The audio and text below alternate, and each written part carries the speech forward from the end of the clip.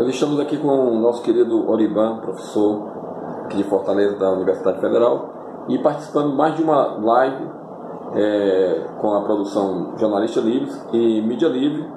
Queremos saber do professor Oriban a questão do golpe patrocinado pelo imperialismo norte-americano para a derrubada do Nicolás Maduro, presidente da Venezuela. Bom, veja bem, essa questão da Venezuela ela é muito complicada e polêmica, não é uma coisa fácil de resolver. Ali, em torno da Venezuela, giram vários interesses. Tem interesses norte-americanos, interesses da União Europeia, porque a Venezuela hoje é um território que tem a maior reserva de petróleo no mundo. Mas o que a gente tem que entender também é que a Venezuela também tem sua história, tem seu contexto interno. Isso é muito importante a gente entender isso dentro de uma relação que tem vários fatores. O que a gente tem que entender também do ponto de vista interno da Venezuela, a população está vivendo um governo que perdeu os rumos, né? E perdeu os rumos por quê? Porque a Venezuela vem enfrentando uma crise econômica. Primeiro, a crise na Venezuela, primeiro, não foi uma crise política, foi uma crise econômica. Por quê? A Venezuela ela é um país que sua principal riqueza é o petróleo, mas é uma sociedade que nunca conseguiu criar um parque industrial importante, nunca conseguiu que os governos destinassem parte desse recurso que vem do petróleo para construir um polo agrícola que fosse capaz de autossustentar a própria sociedade, de tal forma que a Venezuela entra dentro daquele caso, né, que é o caso chamado da vaca holandesa, quando um país tem um produto muito forte de apelo no mercado internacional e ele acha que com a venda desse produto ele pode então ter recurso para comprar tudo aquilo que ele não produz. Ou seja, o que é essa história da vaca holandesa? É tipo de país que tem uma monocultura. A monocultura da Venezuela é uma monocultura, é o petróleo. Isso tem importância no mercado internacional, mas cria uma dependência muito grande. Então você teve um governo que chegou numa crise neoliberal, prometeu construir uma alternativa. No primeiro momento, isso com o Hugo Chávez criou uma popularidade muito grande, mas depois da morte do Hugo Chávez, que já sinalizava já uma crise econômica com a caída do preço do barril do petróleo do mercado internacional, isso gerou uma crise econômica que ela foi se resolvendo por uma consequência de erros do governo na Venezuela. Inclusive, esses erros eles colocaram em xeque a própria democracia, né? Mas um dos grandes erros foi tentar se manter no poder com o apoio dos militares, criando aí uma casta diferenciada, com altos salários, deixando a corrupção correr solta, tentando militarizar parte da população que tinha sido beneficiada com as missões, armando parte dessa população. E, de uma certa forma, chegou um momento que começou a perseguir a oposição. E veja bem, dentro dessas regras que a gente chama da democracia formal, e que na Venezuela essa democracia formal não é tanto formal quanto em qualquer outro país liberal, porque a Venezuela havia passado pela uma constituinte, criou a constituinte bolivariana. Dentro dessas regras do jogo do bolivarianismo, o governo rompeu esse pacto com a sociedade. O bolivarianismo, as regras, foi boa até enquanto o governo tinha hegemonia. Quando ele perdeu essa hegemonia, nas eleições em que a oposição conseguiu fazer a maioria do parlamento, o governo passou a não reconhecer esse parlamento. E isso se torna insuficiente você querer sustentar um governo por conta de que tem interesses internacionais, porque o governo americano está de olho no petróleo. O governo americano está de olho em petróleo em todo mundo. O governo americano está de olho nas nossas Amazonas. O governo americano tem interesse no mundo inteiro. O governo americano ele é um império. Isso é um argumento que perde força quando você tem um governo que, na verdade, se transformou num governo que não respeita mais a Constituição. A minha visão é que o governo da Venezuela hoje é um governo que é uma ditadura. Né? Isso não significa dizer que se você não apoia o governo, você tem que apoiar os conservadores que estão lá. Olha, o que está lá é isso, a oposição lá é essa. Né? Então, veja bem, dentro das próprias regras que foram criadas pelo governo bolivariano, há um desrespeito a essas regras. Isso vai acumulando um conjunto de conflito que torna a situação muito complicada. Mas nós não podemos, eu acho, simplificar demais e dizer assim, eu apoio um governo que é um governo ditador, um governo que perdeu os rumos, quase 3 milhões, para algumas estatísticas, mais de 3 milhões de venezuelanos que estão saindo da Venezuela porque não conseguem nem alimento para comer, um desabastecimento muito grande. Só esses fatores aí, independente da conotação ideológica ou não, em qualquer país, desabastecimento, as pessoas passando fome, isso alimenta uma oposição, seja quem for que esteja nessa oposição, uma direita ou uma esquerda, tem aí uma oportunidade muito grande de fazer política em cima das condições dessas.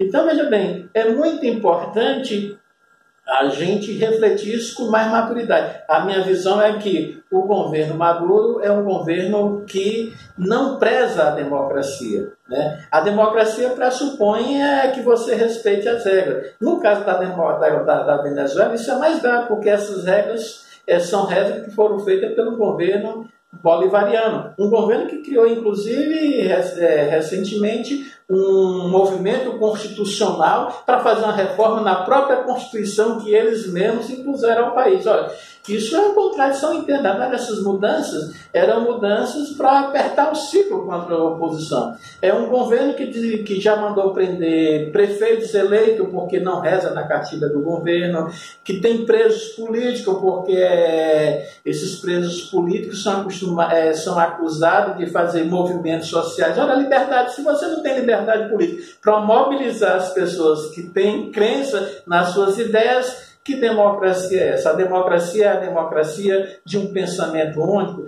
Isso vale também para cá. Na hora que o governo Bolsonaro aqui no Brasil quiser impedir a oposição na rua, vai ser um governo que vai perder a sua legitimidade, que a gente pode chamar de um governo ditador. Então essas regras, que são umas regras que eu acho que são regras dessa democracia representativa, que para mim não é tanta democracia representativa, não é tão democrática assim, elas se colocaram em xeque no mundo inteiro e na Bolívia ou na Venezuela isso não é diferente. Então, veja bem, isso é um tema extremamente polêmico e que eu acho assim, eu me lembro muito do José Schumpeter, que diz o seguinte, em relação à democracia, ele diz o seguinte, nem esquerda nem direita, elas são muito afeitas à democracia. Ela defende a democracia quando a democracia lhe é conveniente. Quando elas têm alguma causa que elas acham que é nobre e que para implementar essa causa nobre a democracia vira um freio, eles ferem essa democracia porque essa democracia se torna menor do que essa causa nobre. Né? Às vezes os socialistas são assim, o meu socialismo, em nome do socialismo eu posso romper com a democracia, ou seja, é a ideia de que a democracia ela é um meio, ela não é um fim, ela não tem esse valor universal. Portanto, como diz o próprio Schumpeter, nem esquerda nem direita tem esse amor todo à democracia. Eles apelam para a democracia quando a democracia lhe é conveniente ou quando ela lhe mantém no poder.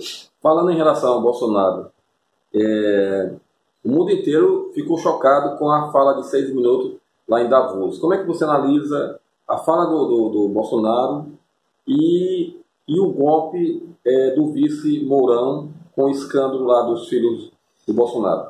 Olha, veja bem, a fala do Bolsonaro é uma fala de um governo, eu estou falando não é nem de governo, mas é de um presidente que tem que comandar um governo, mas esse presidente, enquanto indivíduo, é um homem despreparado. É um homem que já admitiu durante a campanha que ele não entende nada de economia. Ele estava lá no Fórum Econômico, no Fórum Mundial, ele não podia falar mais do que aquilo, na verdade ele teve dificuldade, inclusive, de ler o que foi escrito por alguém, para ele, que era um resumo muito condensado. Isso reflete também na ausência da comitiva governamental, na coletiva, ou seja, de enfrentar perguntas complicadas para as quais eles não têm respostas, e, de uma certa forma, um governo que entregou a economia a um agente dos mercados internacionais, que é o Paulo Guedes, que quer tratar a crise do neoliberalismo no Brasil com mais neoliberalismo. Portanto, isso reflete o quê? Reflete um governo que, durante a sua fala, teve que se contradizer. Um governo que é claramente a favor do agronegócio, que é contra a demarcação de terras indígenas, dos quilombolas, que não quis entrar num acordo de preservação climática, e que chegou lá e disse que é um homem que vai defender o meio ambiente, que fez uma gracinha dizendo que vai rever a posição anunciada. Quer dizer, ele brincou ali como se ele achasse que pudesse brincar para o público dele, que é um público que gosta de ouvir aquelas coisas, sem ter um sentimento crítico nem responsabilidade com a sociedade. Isso pegou mal no contexto internacional, pegou mal para pensamento mais crítico interno ao Brasil, e para boa parte daqueles eleitores que tinham votado nele simplesmente porque achava que nós estávamos num mundo de corrupção e que ele pudesse ser esse arauto da moralidade, também deve ter ficado chocado, como está ficando chocando aqui com todas essas questões ligadas ao filho, que profundamente são questões ligadas a um processo de corrupção que é bem antigo, que envolve toda a família Bolsonaro. E agora está sendo difícil para esse eleitor Bolsonaro ter que ficar entalado com essas questões. Ou seja, boa parte desse eleitor perdeu a fala, está mudo. É importante que boa parte desse eleitor bolsonarista ele venha para a rua exigir a moralidade, exigir que o ministro da Justiça desse governo ele tenha o mesmo critério que ele adotou quando o governo não era esse governo, durante os governos petistas, que ele seja também muito criterioso. O que o Mourão fez, de uma certa forma, não foi, na realidade, dar um golpe. O que o Mourão fez, de uma certa forma, foi dizer o seguinte: olha, há uma contradição aí que ela é tão visível que minimamente alguém tem que dizer alguma coisa para não passar todo mundo por bobo. Mas, de uma certa forma, é um governo muito afinado com o Bolsonaro, e é um governo que é um vice-presidente que eu não sei se ele tem interesse de um golpe. Talvez, se no momento de um desgaste mais profundo do Bolsonaro, ele possa ter a oportunidade de que talvez os seus interesses ocultos possam aparecer. Mas dificilmente um vice-presidente não quer ser presidente, né? Mas em relação ao Flávio Bolsonaro, envolvimento com milícia e a morte da nossa querida Marielle? Olha, isso primeiro é uma questão para ser mais investigada, para a gente não cair de uma forma precipitada e depois, nesse anseio dessa vinculação direta, perder a oportunidade de ir mais a fundo nas investigações e fazer com que essa coisa tenha um impacto maior, né? Eu acho que tem que aguardar um pouco. Os indícios são muito fortes, tenho a impressão que aí já tem motivo para a sociedade estar se mobilizando. É incrível aí a falta de segurança jurídica para a consolidação da nossa democracia. Nós estamos vendo aí uma justiça, um sistema de justiça funcionando num modelo de exceção. Isso tudo preocupa. Esse caso é um caso muito sério. No meu entendimento, há já uma posição do Supremo Tribunal Federal que diz que aqueles fatos que ocorreram no momento em que o sujeito não tinha aquele mandato, ele vai correr naquela instância adequada. O fato, quando ocorreu, ele era deputado federal, portanto, ele não poderia recorrer ao foro privilegiado, porque quando o fato ocorreu, ele não era senador. Então, isso aí é uma questão polêmica que eu espero que o Marco Aurélio, que é o ministro responsável pelo caso, reponha as coisas no lugar. Mas isso precisa de investigação muito profunda. Essa investigação pega, sim, a família Bolsonaro. A família Bolsonaro está no poder, é um clã familiar, e isso merece uma investigação e um olhar mais atento da sociedade. Aquelas pessoas que foram às ruas ou que estavam indignadas com a corrupção no Brasil estão tendo um comportamento acovardado. Se diante desse fato aí elas ficarem caladas, porque elas vão dizer assim: quando é aqueles que estão do meu lado, pode. Só não pode ser corrupto, ao que está do lado de lá. O que estão do meu lado pode ser corrupto. O que significa dizer uma conivência com a corrupção. Isso é uma falta de ética, de um comportamento do cidadão que queria ver o Brasil passar a limpo e agora está tendo um comportamento conveniente com essas questões que envolvem a família Bolsonaro. O deputado Jean Willis, do PSOL, vai renunciar ao mandato dele e vai mudar de país por estar sendo ameaçado de morte. E também o deputado também Freixo, lá no Rio de Janeiro, também está sendo ameaçado de morte. Como é que você vê a importância como deputado do Jean? Nós vamos perder um grande deputado e a saída dele.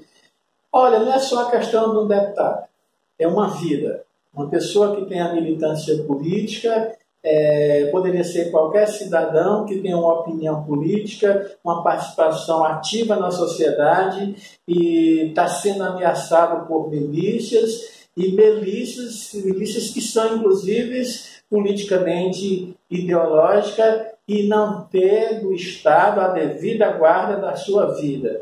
Isso contrapõe contra o Estado de Direito, e sendo ainda uma pessoa que porta um mandato popular, isso é mais grave ainda. Se uma pessoa que porta um mandato popular não tem essa segurança de vida no nosso país, você imagine um cidadão qualquer ou que possa emitir sua opinião que seja desfavorável a grupos econômicos, a políticos, né?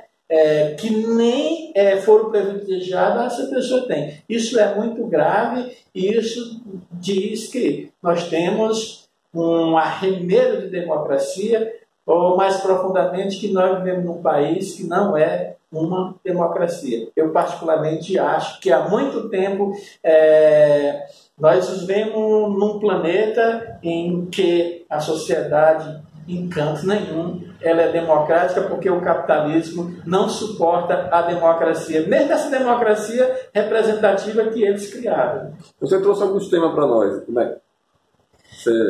Um dos temas que eu trouxe aqui é para a gente entender o seguinte: o Bolsonaro, o que é o governo Bolsonaro, né? Primeiro, o governo Bolsonaro, uma das coisas que a gente precisa refletir sobre o nosso perfil da sociedade e a disputa da hegemonia no nosso país, é que o governo Bolsonaro é um governo militar-civil eleito por um processo com a participação da sociedade, né? A gente não se deu conta, mas é um governo militar, cujo presidente é um coronel, o vice é um general, e aí é interessante, porque só no Brasil, para acontecer essas coisas, um general ser subordinado a um coronel, isso é possível, né?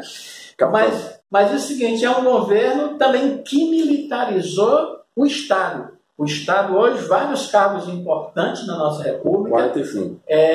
Você está me atualizando aí, 45 é ocupado por militares. Isso é muito preocupante, porque dentro de uma democracia os militares deveriam se restringir às Forças Armadas, e esse papel das Forças Armadas deveria ser muito bem definido, mas nós temos um processo de militarização do Estado brasileiro. E é um governo que fez um deslocamento na correlação de força, né? Antes nós tínhamos uma correlação de força, desde então do governo FHC, uma polarização entre centro e esquerda, e hoje nós temos um governo que é de centro-direita, e nós não temos uma polarização, porque a esquerda está profundamente desorganizada. Nós não sabemos ainda, a partir disso do Congresso, quem é que vai se constituir como oposição. O terceiro candidato, o melhor desempenho nas eleições, que foi o Ciro Gomes, anunciou um bloco de oposição se desvinculando do PT, mas, ao mesmo tempo, parece que está levando uma rasteira do seu próprio partido, porque o Carlos Lupe já anunciou a sua articulação dentro das eleições para presidente da Câmara, no apoio ao Maia, e isso, de uma certa forma, fragiliza aquela ideia dos Gomes de ter uma oposição ali, um bloco de oposição isolando o PT. Mas isso também indica uma outra coisa, que me parece que a oposição a esse governo vai começar a ser configurada a partir da sociedade, não dos partidos políticos. A partir da sociedade, por quê? Porque é um governo que é um governo extremamente danoso aos direitos humanos e que vai tentar tirar vários direitos. Então, essa sociedade vai se articular a partir da diversidade sexual, dos grupos que se organizam em torno da diversidade social, dos quilombolas, dos indígenas, de uma possível reação às reformas, que vai vir muito mais da sociedade do que dos partidos políticos. E talvez seja um momento muito bonito de reação da sociedade civil, no sentido de reconstruir aquilo que foi desconstruído pelo PT. Talvez o principal dano causado pelo governo petista à sociedade brasileira foi a desarticulação da sociedade civil e a cooptação de parte dos movimentos, né? Então, essa desmobilização que a gente tem é uma herança negativa que o PT deixou para a sociedade.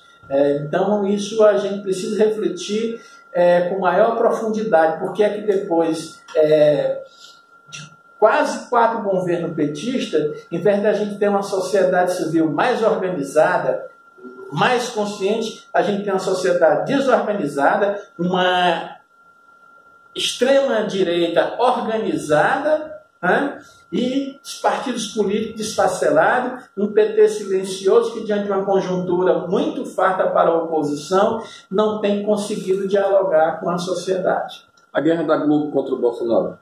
Olha, eu tenho a impressão que essa guerra é um jogo político momentâneo. Eu tenho a impressão que, de uma certa forma, o governo Bolsonaro tem um interesse de articular um conjunto de novas redes de TV, de mídias, que tem uma dimensão teocrática, controlada por pastores ou pessoas que têm interesse em aumentar a sua audiência. E ele fez uma jogada e tem poder de ameaçar a Globo, porque a Globo, segundo alguns dados divulgados por alguns jornalistas, tem uma dívida muito grande para com o governo, com a Receita, dívida trabalhista, um conjunto de coisas, e pode-se fazer essa ameaça, né? Um pouco de dar um chega. Coisa que é engraçado, o PT não teve coragem de enfrentar a Rede Globo. Então eu tenho a impressão que essa briga agora é uma briga momentânea. Por quê? Porque a própria Rede Globo tem interesse nessa agenda neoliberal do governo. A Globo está batendo em cima da questão da moralidade, nesse sentido ela faz coro com o vice-presidente, com o Mourão, no sentido de bater no filho do Bolsonaro, nessa questão da corrupção, mas ao mesmo tempo a Globo afaga o governo, dando todo o apoio às reformas neoliberais, às reformas de mercado. Ela exige, inclusive, que a reforma não seja fatiada. Agora mesmo nessa cobertura da presença do governo da Globo, a Globo, de uma certa forma, minimizou essa presença negativa, como foi a repercussão internacional do governo. Disse que ele não deu a coletiva, mas teve muitos encontros com vários chefes de governo. Portanto, a gente não pode achar que a Globo vai fazer oposição ao governo. A Globo sempre foi governista. A Globo é um meio de televisão que é um sistema ligado ao mercado. Uma televisão, ela é parte do mercado. E esse mercado, É um mercado, inclusive, que tem um pé muito grande no rentismo. Boa parte do lucro dela, ela faz aplicações financeiras. Então, veja bem, essa oposição é uma oposição, eu diria assim, momentânea e cosmética. Pode até ser que chegue um momento, se esse governo cair em discreto, se as reformas não passar, a Globo realmente faça uma oposição mais sistemática e realmente uma oposição para valer. Mas, por enquanto, é só uma brincadeira. Eu creio que alguém que tem um pensamento crítico de esquerda tentar achar agora que pode fazer alguma aliança agora ou está alimentando essa coisa da Globo, pode se decepcionar. E por que o Olavo de Carvalho tem tanta influência no presidente Bolsonaro e também em vários Nano Moura e outros seguidores? Olha, é um cara que, na verdade, há mais de 20 anos vem formando jovens de opinião que correu solto. Os partidos políticos de oposição deixaram de fazer formação política, deixaram de disputar hegemonia, e esse sujeito ele foi um quadro que ganhou visibilidade. Mas veja bem, é um quadro que ele tem importância dentro de uma realidade de um bloco muito igrejeiro, neopentecostal, que está ligado ao governo Bolsonaro. Por exemplo, ele não tem essa influência no núcleo econômico do governo. O Olavo de Carvalho ele não é um cara que tem influência sobre o Paulo Guedes. Ele tem influência em alguns ministros que são fundamentalistas religiosos, no próprio Bolsonaro, que do ponto de vista é um presidente que não é um estadista, é um homem frágil do ponto de vista intelectual, do entendimento. Foi um cara que o tempo todo foi um cara oportunista. A única inteligência dele é ter sacado que ele poderia manter um discurso homofóbico, racista, fascista, porque tinha sempre uma parcela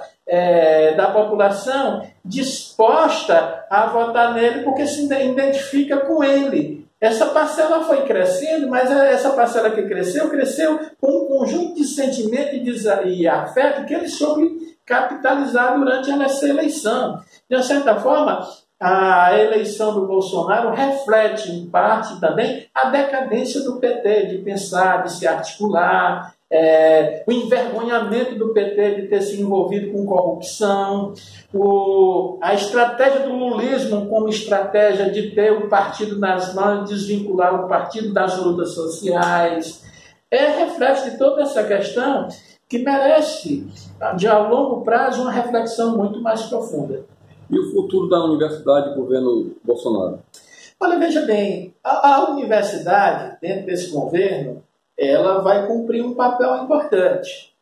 Não toda universidade. Esse é um governo que talvez a área de tecnologia, como ele é um governo que ele pensa que o desenvolvimento está muito mais ligado às questões tecnológicas, é um governo que despreza a área social, é um governo que despreza a área de humana. A área de humana para ele é a área que seria a área doutrinária, controlada pelo pensamento marxista, né? Ou seja, é um sujeito que está fora da realidade. Se a universidade brasileira, a área de humana, fosse dominada pelos marxistas, pelo pensamento marxista. Tem sim um pensamento marxista localizado em algumas áreas da universidade, mas esse pensamento marxista é um pensamento muito mais elaborado do que aquilo que imagina o Bolsonaro. É um pensamento sofisticado que ele não entende, né? Não é essa coisa doutrinária e rasteira. É claro que também em alguns nichos tem alguns pensadores marxistas dentro da universidade que são rasteiros, que são dogmáticos. Isso também tem, mas não é a cara da universidade. A universidade é uma pluralidade de saberes dentro da área humana muito grande, e essa área pode ser desprezada por esse governo. Pode-se ter, sim, uma quebra de bolsas e de dinheiro para pesquisa nessas áreas. Ao mesmo tempo que a gente pode ter uma ameaça do governo de querer privatizar a universidade pública, querer facultar o acesso à universidade apenas para aqueles que podem pagar. Isso é um retrocesso muito grande, porque em qualquer governo tem que entender a universidade como um bem público, com a capacidade, então, de ter um conhecimento capaz de pensar a vida da sociedade nos seus vários aspectos. E as questões humanas hoje são questões... Uriban, nós já estamos chegando no final da nossa live. Você trouxe 3 livros aqui de sua autoria e que o público, o jornalista livre em todo o país, gostaria de... Por que você escreveu? Qual foi o motivo? Como é que encontra o livro? Bom, são 2 livros, na verdade. O terceiro quase nem existe mais. Um é o PT e a Lenda do Boto Cor-de-Rosa. Esse livro eu fiz como um balanço histórico do PT e análise do primeiro governo Lula e início do segundo governo Lula. É um livro muito fundamentado em muitos documentos históricos do PT. E esse livro custa R$30. Né? O outro é um livro mais recente, que é América Latina no século XXI, que eu faço um balanço da primeira década da América Latina dos chamados governos progressistas. Né? Exatamente esses governos que na segunda década começou então a sofrer crises, e vivemos hoje o auge do retorno do pensamento conservador e neoliberal. Esse livro também ele custa R$30. Quem quiser adquirir, pode adquirir comigo. Os 2 custam, se comprar os 2, custa R$50. Mas esse livro está disponível também na livraria Arte e Ciência, aqui na 3 de Maio, e da Universidade, a partir de amanhã, na livraria Lamarca. Quem mora fora, como é que compra? Olha, quem mora fora pode encontrar, pode pedir pelo Facebook comigo, eu passo uma conta, faz um depósito e aí tem também, aí vai cobrir um pouco, então o valor da taxa de correio, são R$10 a mais e eu envio os livros. Suas considerações finais, segunda live. Bom, esse é o nosso segundo encontro, né? Com já um acordo de outros possíveis. Eu queria agradecer esse espaço, né?